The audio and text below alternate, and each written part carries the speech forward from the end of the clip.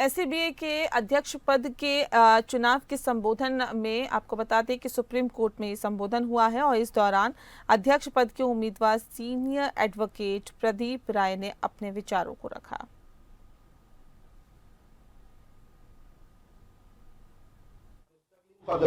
I have always believed that we can do better and we must do better, but we can only do it if we can come together as one bar with one vision.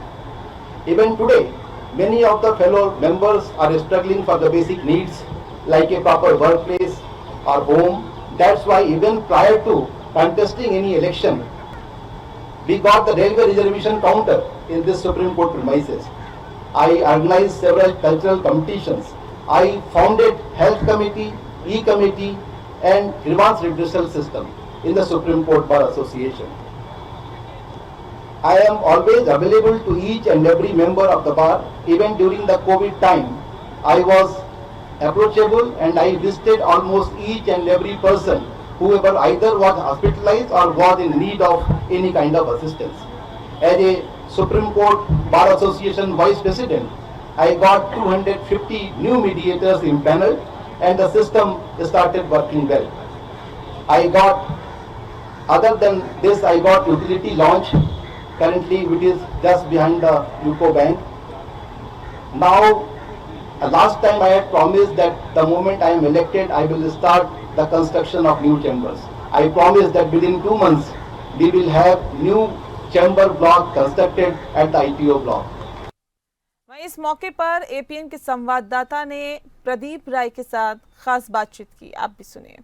20 मई को होने वाले SCBA के election में president के लिए खड़े हुए हैं प्रदीप राय जी। हम उनसे बात करते हैं।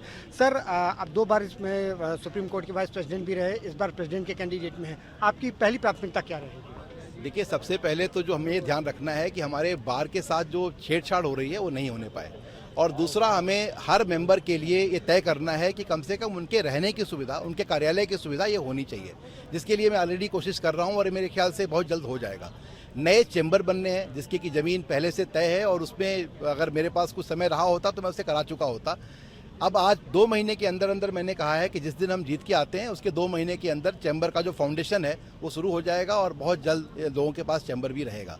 इसके अलावा बहुत सी ऐसी चीज़ें हैं कि ट्रेनिंग नहीं हो पाती है, आप शिक्षा से वंचित रहते हो, आर्बिट्रेशन की ट्रेनिंग है, मीडिएशन की ट्रेनिंग है। इसके साथ साथ हमें कई ऐसे जो सुझाव आते हैं हमारे मेंबर्स की तरफ से जिससे कि उनकी व्यावसायिक योग्यता में और शैक्षणिक योग्यता में सुधार हो, इसकी भी दिक्कत होती है। जुडिशियल एकेडमीज हमारे पास रहनी चाहिए हमेशा, कम से कम साल के 50 दिन, जहाँ हमारे मेंबर्स ट्रेनिंग कर सकें। तो बहुत सी चीज़ें हैं और इसको अगर बोलना हो तो 5 मिनट का समय बहुत कम है, इसको तो बोलने के लिए आपको बहुत दिन चाहिए। लेकिन मैं कहता हूँ कि हम लोग लग करके इसको किसी भी तरह से जल्द कराएंगे और फॉर्चुनेटली हमारे पास एक बहुत अच्छे चीफ जस्टिस हैं जिनसे मदद लेकर के, जो कि बार के लिए अच्छा सोचते हैं।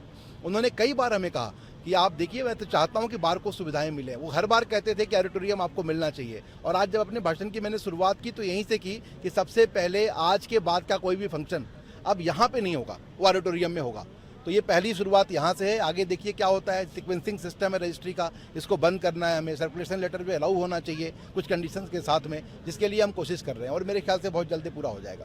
सर, एक बड़ा सवाल ये है कि जो फर्स्ट जनरेशन लॉयर हैं और जो फीमेल एडवोकेट्स हैं, उनके लिए आपके हिसाब से क्या कुछ और चीज़ें जो बढ़ाई जानी चाहिए और उसमें किया क्या जाना चाहिए आपके हिसाब से? देखिए, न्यायपालिका में उनको मौका कम मिलता है। जहाँ तक चुनाव के आप मौका दे रहे हैं, लेकिन साथ साथ आप ट्रेनिंग में मौका दीजिए, आर्बिट्रेशन में मौका दीजिए, जुडिशरी में मौका दीजिए, और इसके साथ उनके अंदर जो क्षमता डेवलप करने की बात है, मैं कभी नहीं कहता कि आप कोई कॉम्पिटेंट नहीं उसे मौका दीजिए, लेकिन क्षमता डेवलप करिए, आप उनको ट्रेनिंग दीजिए। आप हमारे लॉयर्स यहाँ पर आप देखिए, जुडिशियल एकेडमीज पूरे साल में 50 दिन यूज होती हैं, 250 दिन बिल्कुल खाली होती हैं। आपके पास बिल्डिंग है, आपके पास स्टाफ है, सब कुछ है, मगर आप उसका इस्तेमाल नहीं करते। क्यों नहीं इस्तेमाल करते इसका? ये टैक्स पेयर्स का पैसा है, तो आपको इस्तेमाल इसका करने देना चाहिए। और वहाँ जुडिशियल एकेडमीज में ट्रेनिंग की प्रायोरिटी रहेगी।